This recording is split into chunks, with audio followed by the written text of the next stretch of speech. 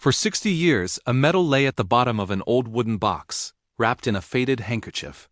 It smelled faintly of dust, oil, and the quiet passing of time. No one knew it was there, not his neighbors, not even most of his own family.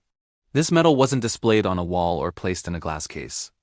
It was hidden deliberately and quietly by a man who never believed the world needed to know what he had done. His name was Thomas Hawley, and to everyone who knew him, he was just an ordinary man. He lived in a small town, fixed broken radios for his neighbors, and took slow, careful walks in the park every morning. He never spoke much about his past. Whenever someone asked about the war, he'd just smile politely and say, "That was a long time ago." But the truth he carried was far heavier than his silence. 60 years earlier, Thomas was a young soldier thrown into a world of chaos. The war had torn through villages and families, leaving behind nothing but smoke, fear, and unanswered prayers. Thomas didn't see himself as a hero. He was scared most of the time. He missed home terribly. He wrote letters he never mailed and read the same ones from his family over and over again.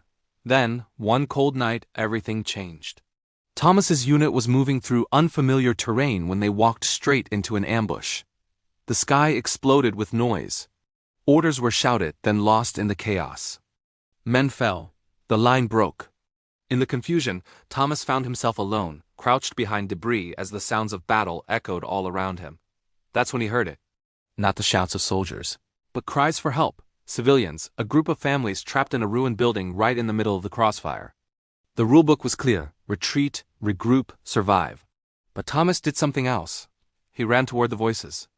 Inside the building, fear had a face. Children clung to their parents. An old man was bleeding from his arm. The walls shook with every explosion. Thomas had no grand plan. He only knew that if he stayed, these people might have a chance. He did the impossible. Using hand signals, a few broken phrases, and pure instinct, he led them through a narrow path behind the ruins. He moved one step at a time, holding the hand of a crying child, lifting the injured, and shielding them with his own body when gunfire cracked too close. Every second felt like an hour. Every breath felt borrowed. By the time the sun rose, more than 100 civilians were alive because one young soldier chose not to look away. When it was all over, Thomas collapsed from exhaustion. He didn't think about medals or recognition. He thought about the faces he would never forget, and the friends he lost that very same night. Weeks later, an officer handed him a medal. It came with a short speech and polite applause. Thomas accepted it, nodded once, and that was it. No smile. No pride. That night, he wrapped the medal in a handkerchief and placed it in a wooden box. And there it stayed. After the war, Thomas returned home and tried to live a normal life. He got married, he worked, he laughed when he was supposed to, but he never wore the medal. He never mentioned it. When his children asked about the war, he changed the subject. To him, the medal felt wrong. It didn't just remind him of the lives he saved, but also the ones he couldn't. It reminded him of the friends who never came home. It felt heavy, not shiny. It felt painful, not proud, so he hid it. Years turned into decades. His hair turned gray. His hands shook when he held a cup of tea. And that wooden box moved from shelf to shelf, always closed, always silent. Then, one afternoon, Thomas passed away quietly in his sleep. After the funeral, his family gathered to sort through his belongings. In the back of a closet, they found the box.